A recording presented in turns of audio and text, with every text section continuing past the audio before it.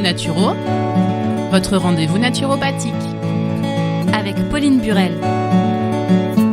Allo Naturo, chaque mardi à partir de 13h sur les ondes d'RCB en compagnie de Pauline. Bonjour Pauline. Bonjour Tamara, bonjour à toutes et à tous. On espère que vous passez un agréable été sur les ondes d'RCB. Et aujourd'hui, Pauline a décidé de vous parler de l'insuffisance veineuse. Et oui, parce qu'il fait chaud, donc ça aggrave la mauvaise circulation veineuse. Donc j'ai décidé de vous en parler un peu et de vous donner des petits conseils naturels pour améliorer tout ça. Donc d'abord, je vais vous expliquer ce que c'est et les symptômes qu'on ressent. Au niveau médical, on va parler d'insuffisance veineuse, c'est-à-dire que le sang va s'accumuler, faire une stase, il va pas bien circuler dans les veines et donc en général, ce qui pose problème, c'est surtout de remonter des pieds à la tête.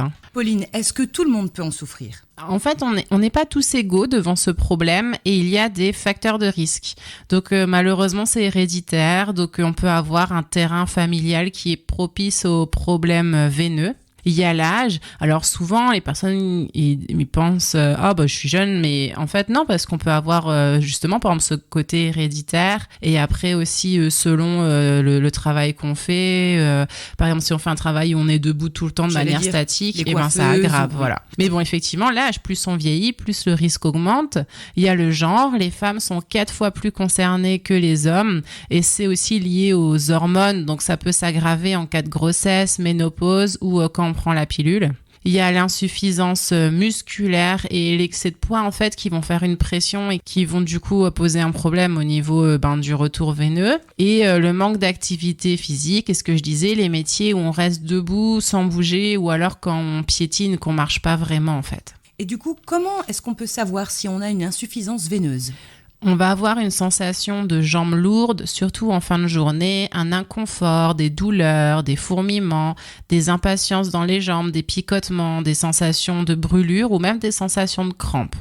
Les jambes, elles peuvent gonfler, donc faire un œdème au niveau des pieds, des chevilles, des mollets, plutôt cette zone-là, ça remonte pas vraiment. Et si ça empire, ça peut faire une varice, donc la veine se dilate et elle devient plus volumineuse et on peut voir en fait comme un petit filament bleuté un peu tortueux qui va apparaître en relief sur la peau. Et si on a ces symptômes, qu'est-ce qu'il faut faire ?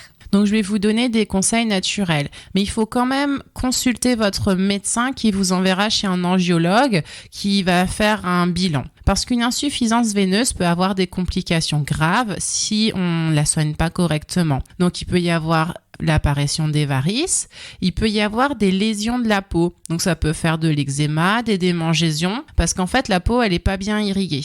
Dans les cas extrêmes, ça peut faire des ulcères variqueux. C'est une plaie qui apparaît suite à un choc sur le bas des jambes.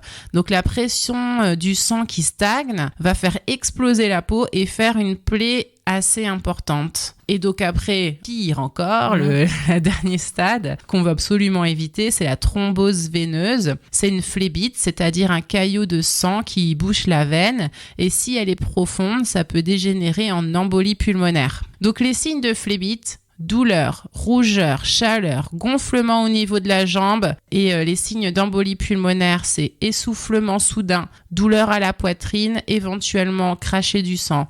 Dans ces 2 cas, si vous avez ces symptômes, vous appelez le 15. Tu nous fais un peu peur, Pauline.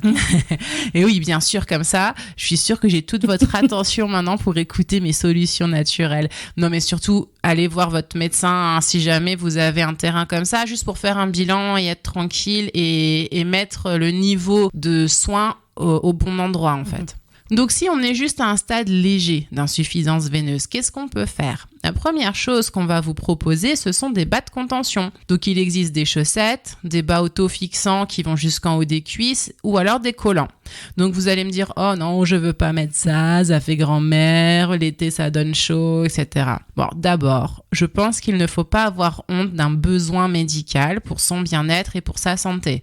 Personnellement, je porte des bas de contention quand je travaille à la pharmacie parce que sinon le soir j'ai super mal aux jambes. Comme je suis debout beaucoup et que je piétine et qu'en plus j'ai malheureusement un terrain héréditaire de base qui est propice à l'insuffisance veineuse, voilà, faut que j'en mette. Donc selon mes tenues, ça se voit, mais c'est pas grave et on peut aussi adapter les bas. Donc en été, on peut prendre des bas avec les pieds ouverts. Déjà c'est plus agréable et puis on peut mettre des tongs comme ça. Et il existe en plus plein de modèles de bas qui sont sympas aussi, avec des couleurs, des matières différentes, des motifs. Et donc en fait, il y a toujours... alors ceux de base, ils sont remboursés à 100%. Si on prend des choses un peu plus fantaisistes, oui. Là, il y a un petit dépassement. Mais en tout cas, on a 8 paires qui sont remboursées par an par la Sécu. Bien. Donc, vous pouvez mettez vos bas et puis c'est important.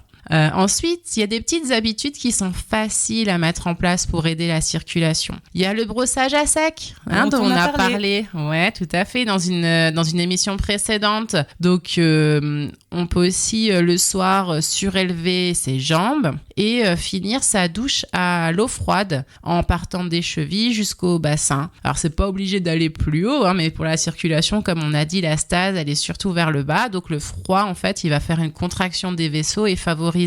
Et puis vous verrez, ça fait vraiment direct une sensation agréable quand on est en fin de journée, qu'on a mal aux jambes, etc.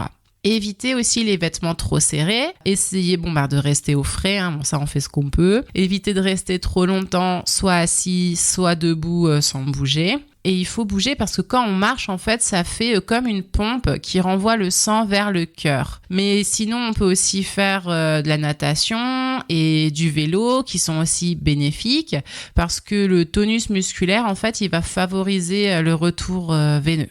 Et est-ce qu'il y a des plantes ou des huiles essentielles qui peuvent nous aider, Pauline ? Alors oui, on peut utiliser par voie orale des comprimés, des gélules ou en local, en huile ou gel ou en crème. Donc au niveau des plantes, il y en a plusieurs. Par exemple, il y a le marron d'Inde, celui-là on le connaît assez. Il y a le fragon qu'on appelle aussi petit hou, la mamélis, le mélilo, la vigne rouge, le ginkgo, qui vont être vénotoniques et en fait ils empêchent le gonflement des veines. Ils vont aider à ce qu'elles restent assez petites pour qu'il y ait un bon retour veineux. En général, on peut les trouver, en fait, elles sont en mélange. Il y en a souvent plusieurs qui sont associées dans les compléments. Ces plantes peuvent aussi être utilisées en gel. Donc, souvent, ils associent du menthol aussi avec pour avoir un effet frais. Ou on peut mettre le tube aussi au frigo pour avoir encore plus de fraîcheur. Et sinon, on peut utiliser aussi des huiles essentielles en massage seul ou en synergie. Et bien sûr, toujours avec une base d'huile neutre. Franchement, l'huile, c'est pas très important. On prenait celle que vous avez chez vous. Même de l'huile d'olive, ça peut marcher. Très bien. Et c'est surtout, en fait, pour pas avoir l'effet irritant ou qui peut brûler des huiles essentielles. Donc, on peut utiliser l'huile essentielle du cèdre d'Atlas, patchouli, romarin, cyprès, lentisque pistachier et bien sûr la menthe poivrée pour l'effet frais. Et est-ce que l'alimentation a une influence ? Oui, bien sûr. D'abord, pour limiter les radicaux libres qui vont abîmer les parois veineuses, on va éviter de fumer, entre autres, et on va manger des oléagineux. Je vous en parle souvent, manger des oléagineux, les noix, les noisettes, les amandes, etc. Les œufs, les avocats, l'huile de pépins de raisin, germes de blé pour apporter la fameuse vitamine E, le tocophérol, qui est antioxydant. Mais aussi tous les fruits et légumes frais, bien sûr, bio, de toutes les couleurs, qui apportent aussi de la vitamine C, on l'avait vu, qui est aussi antioxydante. Les 2 autres minéraux importants pour lutter contre les radicaux libres, ce sont le sélénium, qu'on va trouver dans la noix du Brésil, les rognons, le foie, les fruits de mer, la morue, le thon, le maquereau. Bon, bien sûr, si on aime, c'est un peu spécial, si on n'aime pas manger ça, ils existent en complément. Oui. Et le zinc aussi, qui est important, qu'on trouve beaucoup dans les huîtres, la viande, les légumineuses et les graines. D'ailleurs, le zinc, il y a pas mal de gens qui ont fait des cures suite au Covid. Ça a bien marché. C'est top le zinc. Ensuite, manger des fruits rouges, il y en a plein en ce moment, c'est bien, qui apportent des flavonoïdes. Et donc les flavonoïdes, ils protègent les parois vasculaires. C'est ce qu'on a aussi notamment dans le daflon. Voilà, le daflon, c'est des flavonoïdes. Et il y en a aussi dans le citron, le pamplemousse et l'orange. Et pour fluidifier le sang et éviter les caillots, il y a les oméga 3, donc les noix, l'huile de colza, les petits poissons gras et l'ail aussi qui est bien. Et enfin, il faut penser dans l'alimentation aussi aux fibres pour lutter contre la constipation. Parce que la constipation va faire une pression au niveau des veines dans le petit bassin. Et surtout, si on a une faiblesse veineuse, on est plus à risque d'hémorroïdes qui surviennent le plus souvent quand on est constipé. Voilà. Donc, boire beaucoup d'eau, notamment riche en magnésium, comme l'épar, manger des fibres et se masser le ventre dans le sens des aiguilles d'une montre. Voilà, vous avez tous de quoi pallier à cette insuffisance veineuse. Pauline, eh bien, merci beaucoup pour cette chronique. Je te dis à la semaine prochaine avec plaisir pour une nouvelle aventure. Oui, à la semaine prochaine. Bonne journée à toutes et à tous. Allô Naturo avec Pauline Burel, c'est tous les mardis à 13h sur RCB et sur www.radio-rcb.fr. RCB